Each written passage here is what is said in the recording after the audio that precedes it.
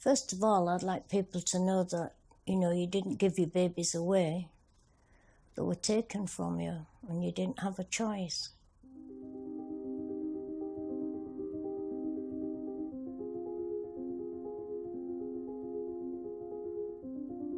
I saw a couple leave in a red car with a baby wrapped up, and that night my baby wasn't in the nursery, so I knew that she'd gone. It was so shameful to actually be pregnant and not be married. By the time I saw the professionals, caseworkers, social workers, moral welfare officers, that decision was made and there was no going back on it.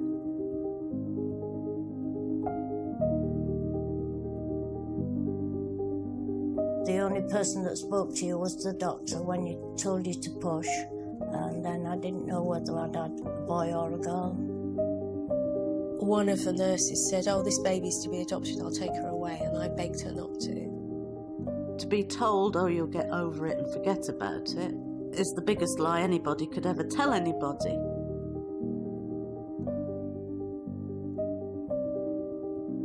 Do you feel you gave up your baby?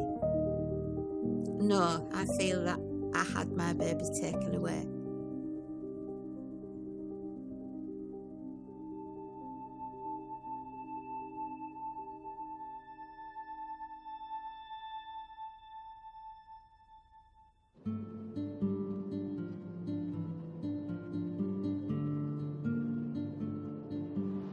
It wasn't ever talked about.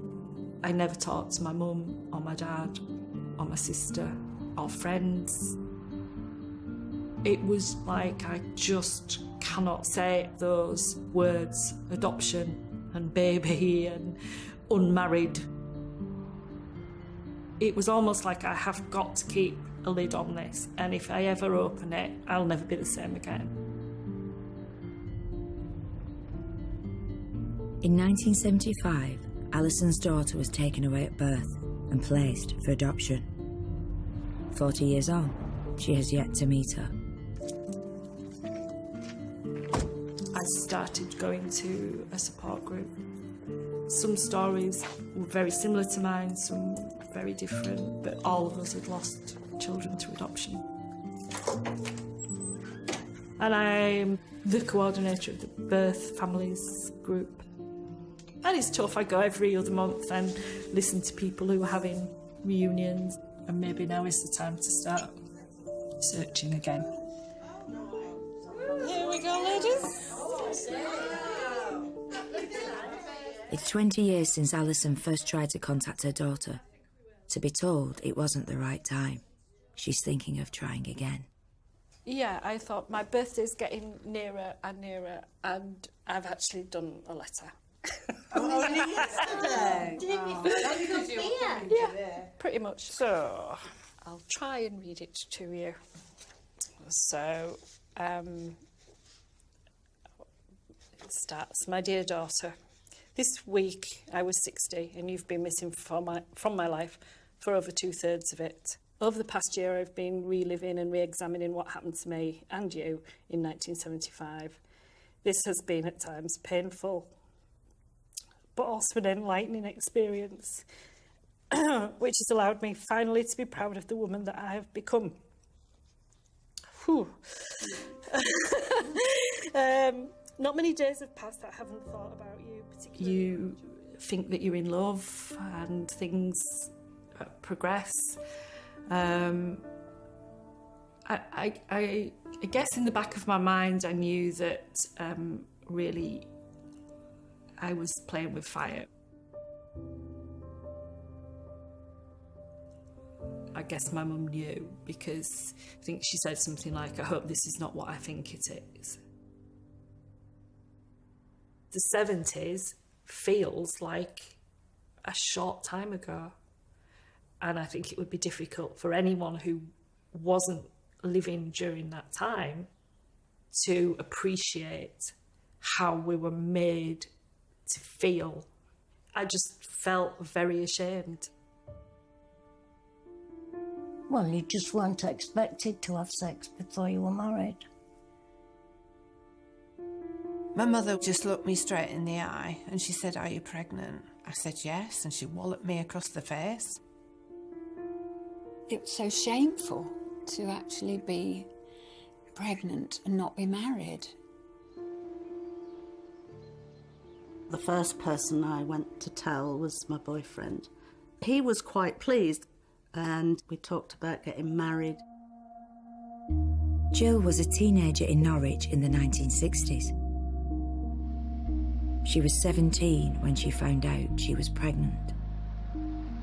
Dare not tell our parents, particularly my parents, because they were very religious.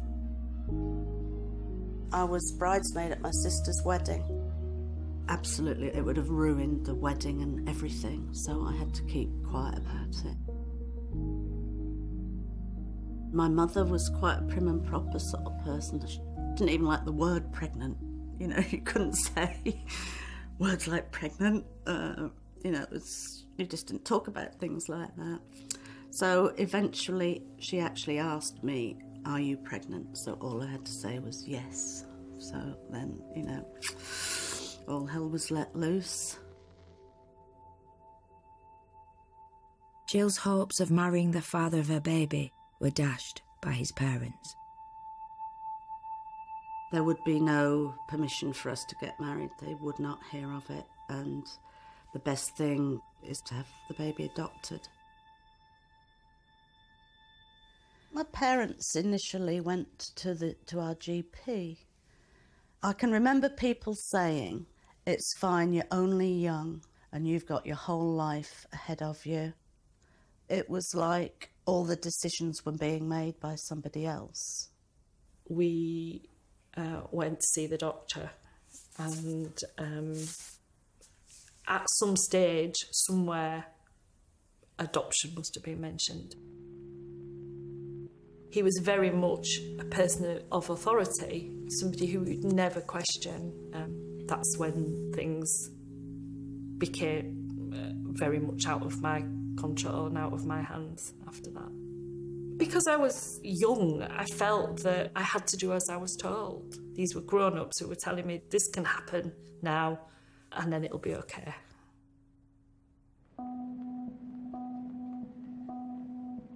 For young pregnant women like Alison and Jill, the family doctor was more than just a figure of authority in the community. From the founding of the welfare state after the war, GPs were the first point of access to advice on how the state could support women with their pregnancy. My mother took us to the GP, and his opening gambit when I walked through the door was, "I hear you've been a naughty girl." And then every single thing he said was to my mother. Nothing else was said to me. But it always felt like adoption was the way things were going. After I'd seen the GP, things started to move fairly quickly. He referred me to a Church of England adoption agency, very much not local authority. In fact, the GP was very clear in his referral that I wasn't to be seen by local authority. The lady that I was referred to was a social worker within the church.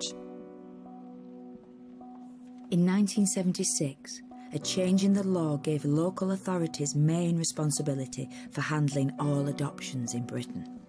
In the 3 decades before that, most adoptions of babies born to unmarried mothers were overseen by voluntary organisations, the majority of which were religious.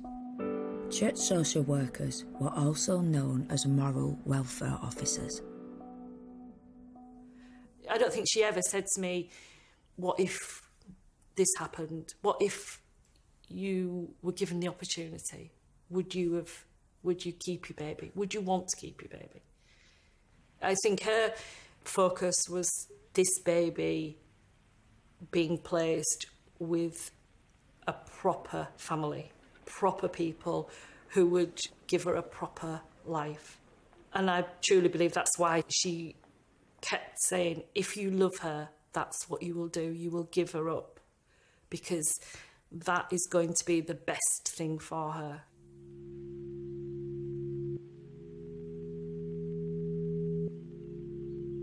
Carolyn Galway is one of a team of lawyers preparing a case for an inquiry into adoption abuses against unmarried mothers in the 50s, 60s and 70s. The professionals involved in the adoption process had a duty of care to these young women, and by professionals I mean the GPs, the social workers, the moral welfare officers. They had a duty to make sure that these young women knew what the choices were, knew that there was a choice available to them that would enable them to keep their child if they wanted to do that. She never actually asked me what I knew, felt, cared about or wanted. She would say things like, I know you'll do the right thing, I know you'll do the best for everybody, I know you won't change your mind.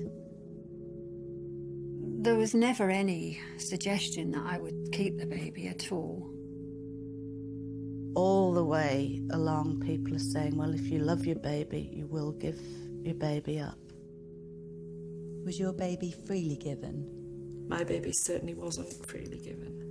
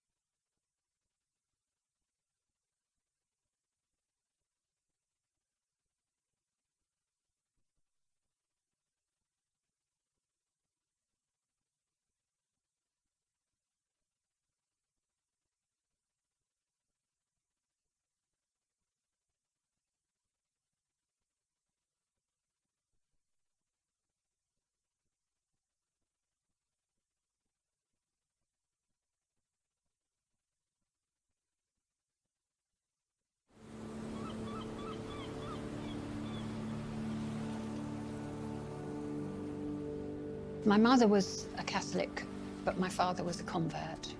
We always went to church on Sundays and every holy day of obligation.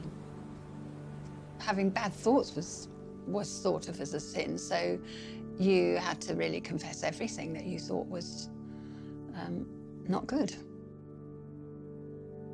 Then I got a job working in the city, and I met a chap that I really had the hots for. I found myself pregnant when I was 18. My mother's first words were, well, you can't stay here. Angela lost her job in the city. Her GP made arrangements with a moral welfare officer from the Catholic Church to send her to a mother and baby home in Essex.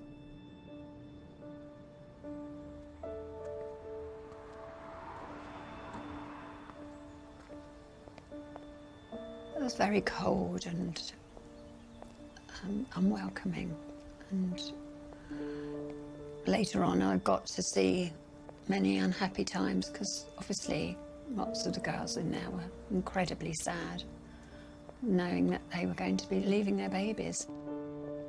In 1963, Loreto Convent was one of over 150 homes across the country where unmarried mothers and their pregnancies were hidden from public view. The convent closed several decades ago and is now a private house. It's the first time Angela has been back for over 50 years. There was an imposing mahogany door, and I remember knocking at the door and wondering what was lying behind there for me. And the nun came to the door and so unwelcoming. And she ushered me into the Reverend Mother's study, and that's where she took all my details. Then she told me the regime. Each girl has a job. You're not here to enjoy ourselves. Angela's work involves sterilising bottles and getting feeds ready for the newborn babies. The convent was run by the Franciscan Missionaries of the Divine Motherhood, a Catholic order with its headquarters in Surrey.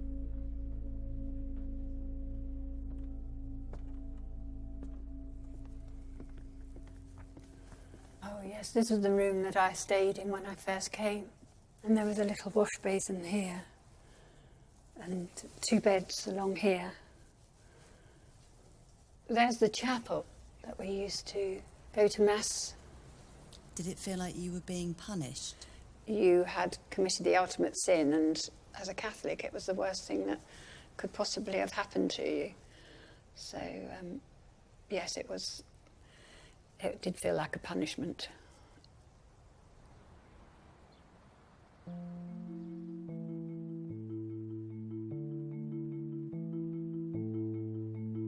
Nearly all mother and baby homes were run by religious organisations, but not just by the Catholic Church. By the mid-1960s, the majority of homes were owned by the Church of England. The Methodist Church and Salvation Army too ran homes for unmarried mothers. A handful were owned by private companies.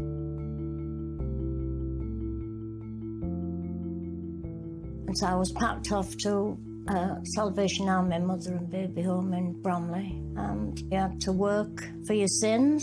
We had to say prayers every morning, and you know, they didn't waste a minute telling you that you had sinned, you know, and that's why you were there. It was called the Falloden, and it was in the Old Woodley area of Leeds. One half of it was for private patients who went in the front door and the posh bit, and the back bit was for unmarried mothers. Well, I was 9 months pregnant. You know, you still had your work to do right up until the time you had your baby. So I know at 1:30 I was still scrubbing floors, and I know I wasn't up in the labour ward for long. I think my son was born about 3:15. One of the girls used to have to fetch the coal up from down in the cellar, buckets of coal. I can remember her doing that day before she gave birth. She was coming up the stairs with 2 buckets of coal. There was no let-up, whether you were pregnant or had just given birth or, you know, whatever stage you were at. Some of the mothers, when they're pregnant, they weren't well. A lot of people had high blood pressure, had, you know, edema, swelling, hands and feet, myself included. You still carried on doing your job.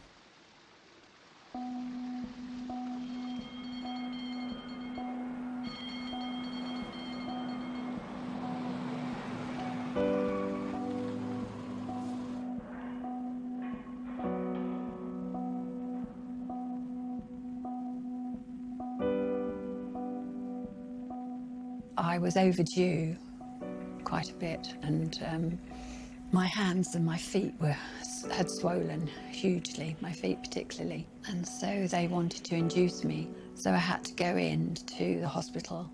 There again, the nurses were very, very unpleasant to us girls from the convent. And I remember going in and being in a little room on my own and being the drug to induce the baby, given that, and just left. then I think was one of the times where I felt so alone and so unhappy. Eventually I had him. It's like I remember yelling when he was being born and being told not to make a fuss. I had a horrible labour, and I had to have stitches and wasn't given any anaesthetic when stitches were administered, and it's just a really awful memory of that.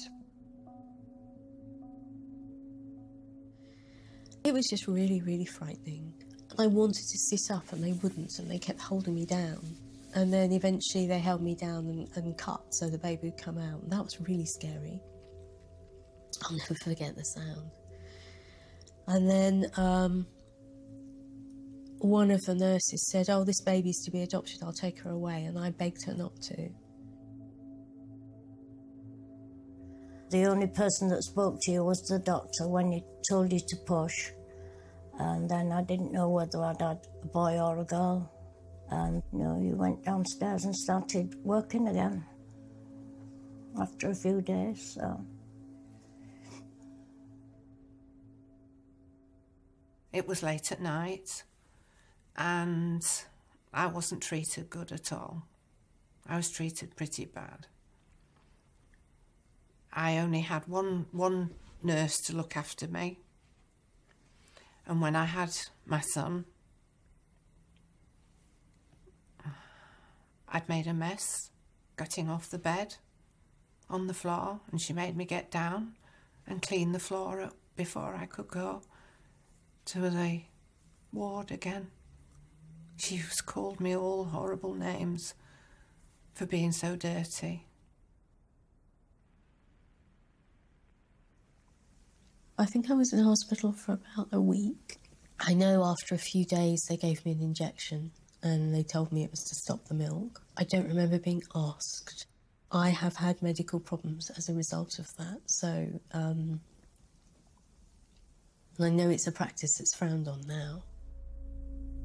My GP had requested that I wasn't to see the baby or to care for her, and I think maybe he believed that I wouldn't bond with her if I didn't see her and didn't care for her.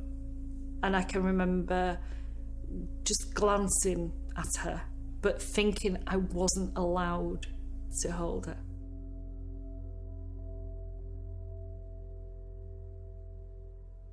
I was in hospital for 10 days, and it was quite a lonely time, actually, especially building up to when I knew I might be losing my baby. I felt a real bond to him, obviously, yeah. It was my last night with Ian. I was to be discharged from hospital on Christmas Eve.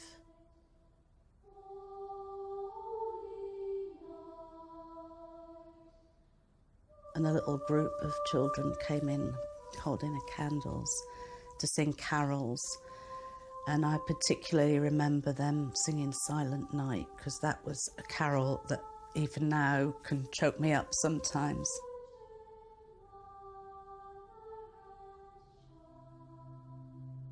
But just the irony of Jesus' birth, Mary and Joseph were not supposed to be married, it just put me off religion for life, to be honest.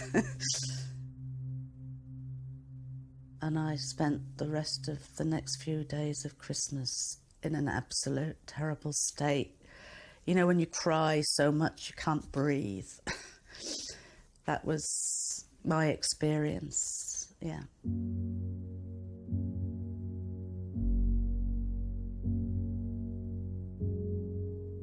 Once we'd given birth to our babies, we never saw them.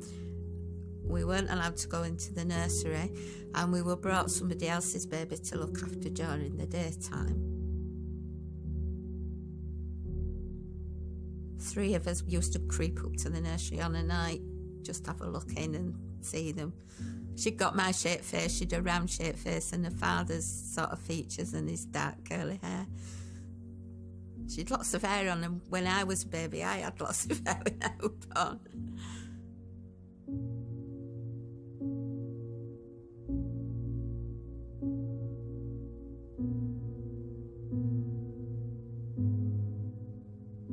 you never sort of knew when babies were going, because it used to go on in the private part of the house. I knew when my daughter went because I was on dusting duty that day, and I saw a couple leave in a red car with a baby wrapped up. And that night, my baby wasn't in the nursery, so I knew that she'd gone.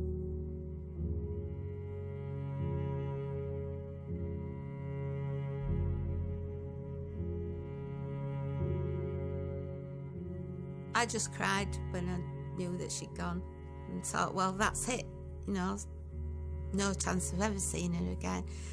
And you don't forget about it, but you've no choice but to go home and get on with life.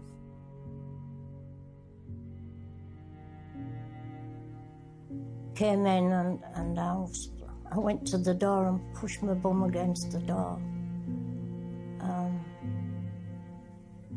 And obviously trying to keep hold of him. And she, you know, don't be silly, you're doing what's best, and, you know, and sort of took him from my arms and went, and you just left in that room crying, and not one person came to you. She didn't come back to me after she'd taken the baby. I think eventually I must have gone downstairs, and then the next day they say, you know, you're going home today. And, you know, you're going home and you've got no baby, or it's just, I can't explain it. It was unbelievable.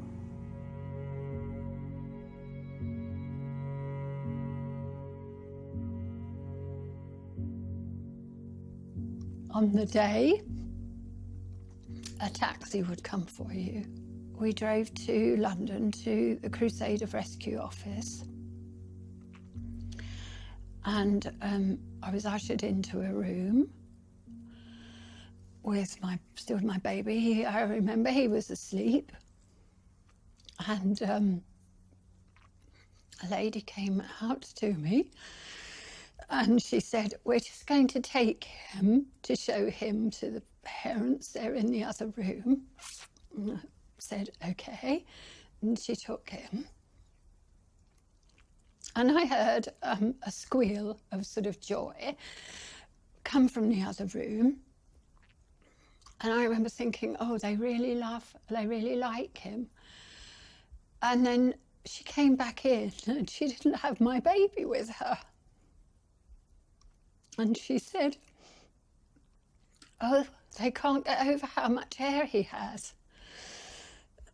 And she said, you can go when you're ready.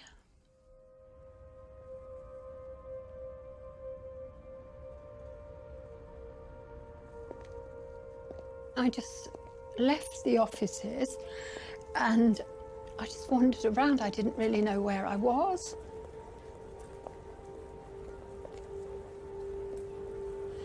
And I walked and I walked, and I just remember I wasn't even crying. It was just sort of a horrible noise I was making. People were looking at me. I just couldn't think that was it. That's all there was to it.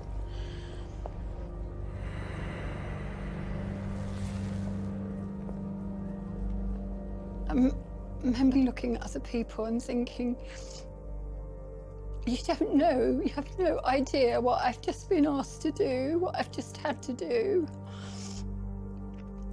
For you, it's just a normal day, and I've just had to give up my baby.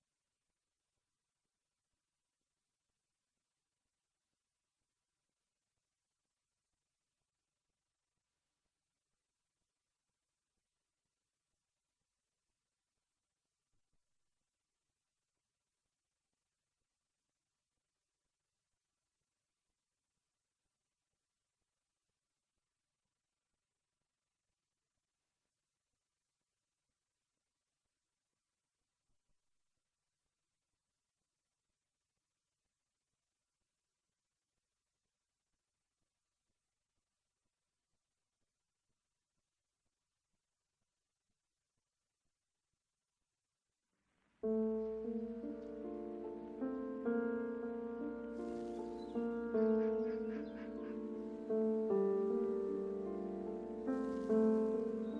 years after my daughter was born, I married her father. In 1975, on the instruction of her family doctor, Alison's daughter was taken away at birth and placed for adoption. She has never met her. My husband, he knew the story. I never talked to him about it, but he knew it. He was there. He was part of it. We had 2 more children, a boy and a girl, but still on her birthdays I would be upset, not good. Particularly when she was small, I would walk through British home stores and there'd be dresses hanging up, and I'd look at the little girls' dresses and I'd look at the ages on the dresses and think, oh, she's about that big now. And I don't know why that makes me cry now. Because I didn't know, I didn't have friends who had children at that age, so I had nothing else to gauge it with, really. So, yeah, so dresses in British home stores were my gauge. She's that big. Yeah. And I've not thought about that for a long time.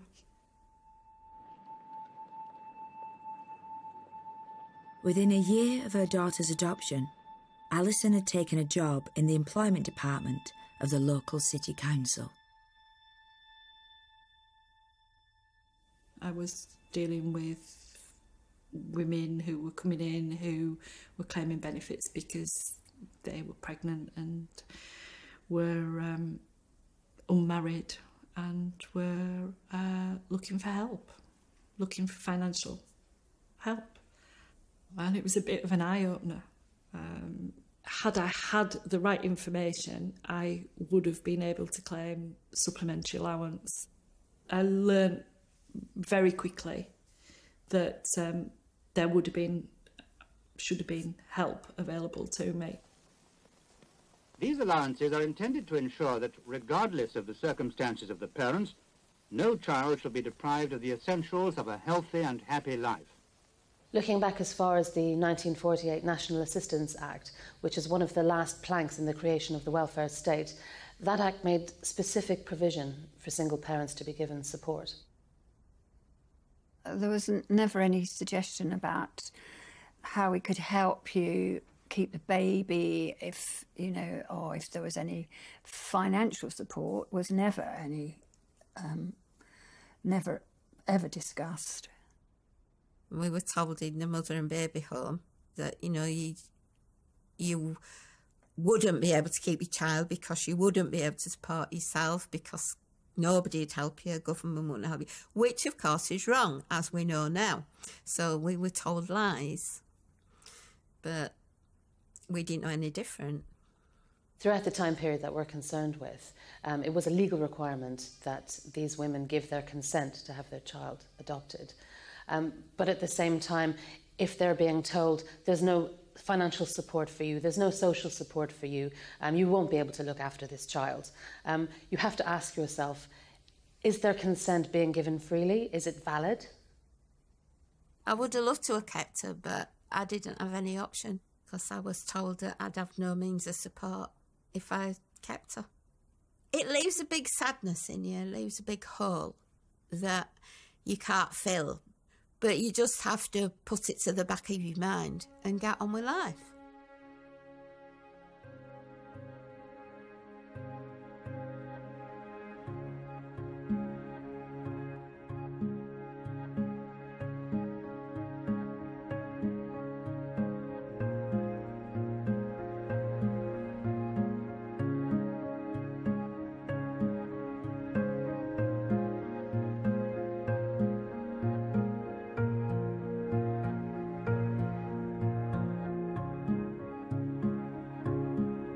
For decades after their babies were adopted, birth parents like Alison were not entitled to any information about what had happened to their children.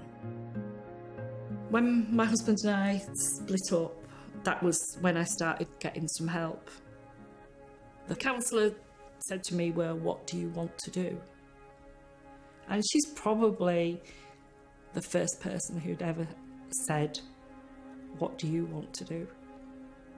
And it was then, 20 years down the line, that I realised that birth mothers do trace their children. In 2002, the law changed. Birth parents were finally allowed to see the notes written about their cases by GPs and social workers decades earlier. This letter is from the social worker. She says that the putative father is, and I didn't know what putative meant, had to look that up. What does it mean? Alleged. And I can't understand why you would put that in there, because he actually came with me. He was holding his hand up and saying, I'm the father of this baby.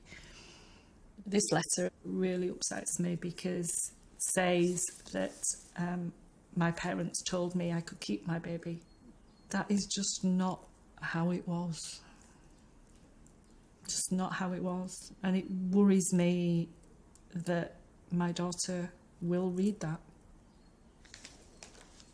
My parents didn't insist I went to a mother and baby home. They didn't throw me out and say, don't darken the doorstep again. But that's as far as it went.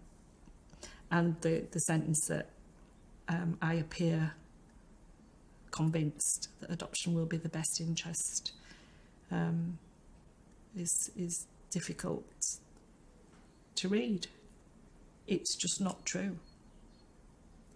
If I had been an adopted person and I read that, I would think, well, I don't want to know this person. I don't know whether my daughter's read it or not.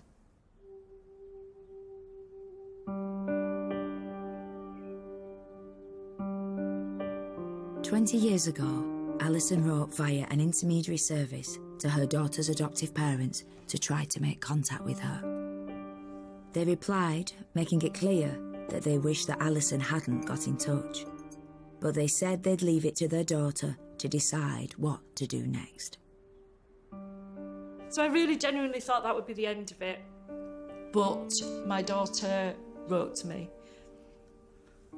which basically says that, you know, she wished me well but didn't want to have any contact with me. So there wasn't going to be a happy ending, happy reunion.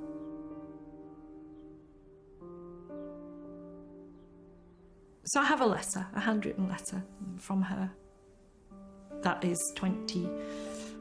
about 21 years ago, and I've done nothing since then.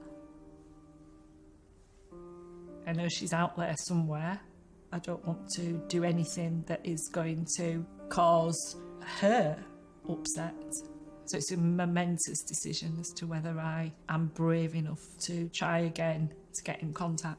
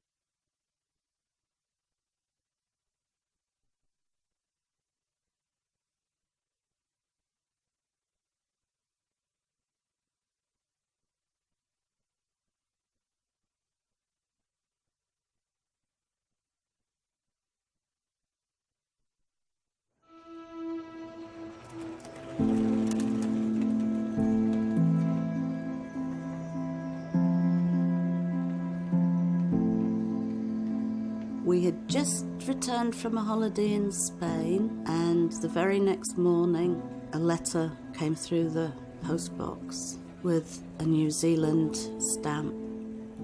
As soon as I opened it, I immediately knew it was a letter trying to trace me by my married name and also my maiden name. I wrote a letter back immediately. It was just joyful. I think I put something like, I am still at this address, and if you are who I think you are, it would be an enormous relief to me too.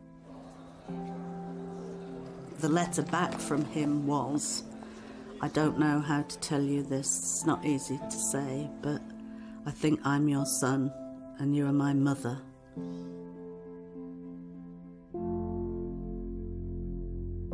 Jill had given birth to her son in 1967 when she was 17 years old.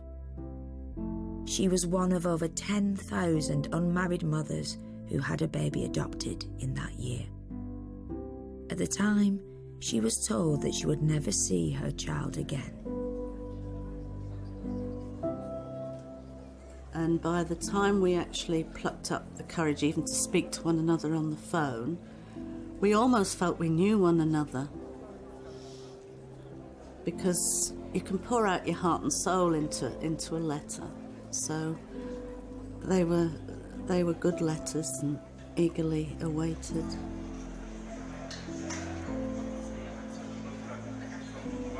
It must have been 2 or 3 months before we actually spoke.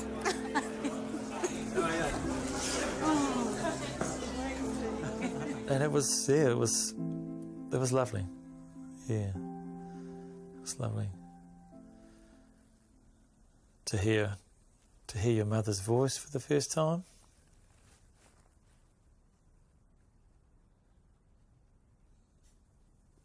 Yeah, it's big.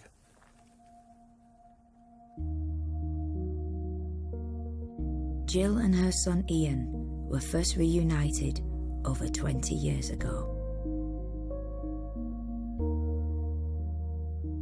We have had some really wonderful family times all together, but after my first initial meeting with Ian in New Zealand and then having to leave him again was like losing him all over again.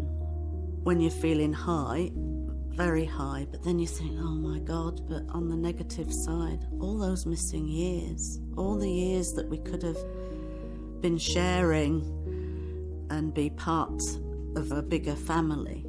There's been so much to gain, but there's so much that's lost and gone forever.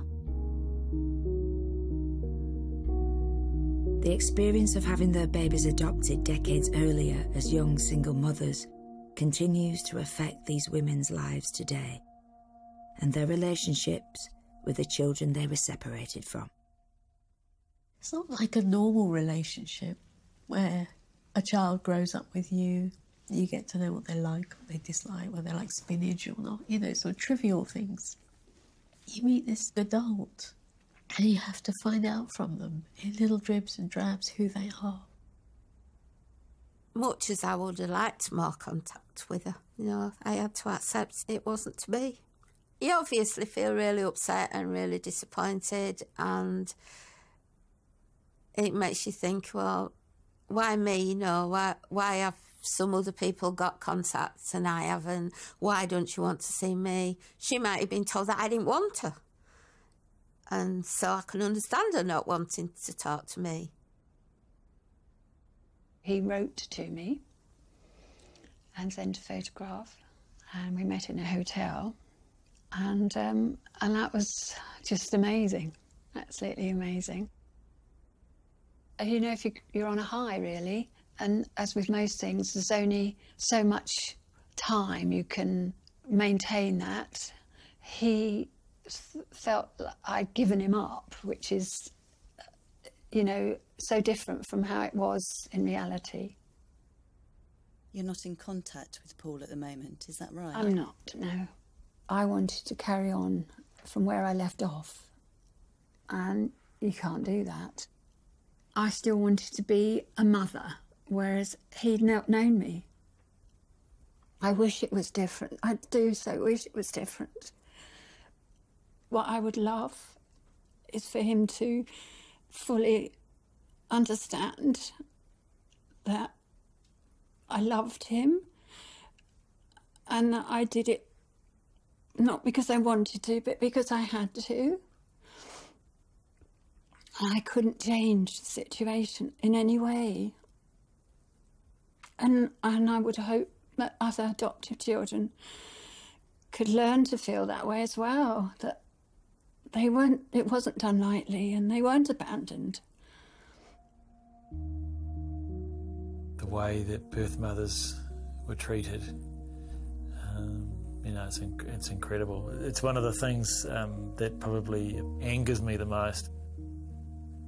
I think Jill was concerned that I would be judging her, and so I was quick to put that to rest.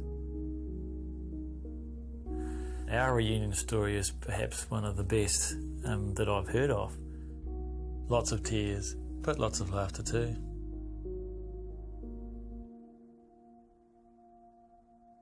The women who have taken part in this film are some of the many thousands across the country who were denied a true choice of whether to keep their baby by the very people who were meant to protect them. These women were told not to speak about what had happened to them, but now they're entitled to have their experience recognised, and the only way to do that is through a public inquiry.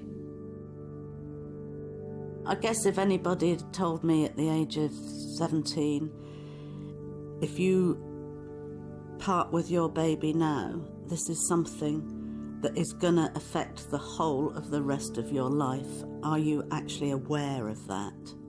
I might have thought, well, no, because everyone's telling me I'm going to get over it. But that is the truth of the matter. It affects the rest of your life till the day you die. I would like somebody to say sorry, but on the other hand, I think, well, I did wrong, so why has anybody to say sorry to me? You know, deep down, that's how I feel. Do you know what I mean by that? You know, I want somebody to say they're sorry to me, but yeah, I think, well, they're not going to either because I did wrong, so why would anybody say they're sorry? I was the one that did wrong. In response to Margaret's story, the Salvation Army says, "We sincerely sympathise with Margaret's painful memories and can only confirm that her experience will be different today." In response to this film, Cardinal Nichols, Archbishop of Westminster, says, "The Catholic Church understands and acknowledges the grief and pain caused by the giving up of a child through adoption. The practices of all adoption agencies reflected the social values at that time and were sometimes lacking in care and sensitivity. We apologise for the hurt caused by agencies acting in the name of the Catholic Church." In response to this film, the Church of England says, "What was thought to be the right thing to do at the time has caused great hurt. That is a matter of great regret." The Department of Health has so far declined to comment on allegations made in this film.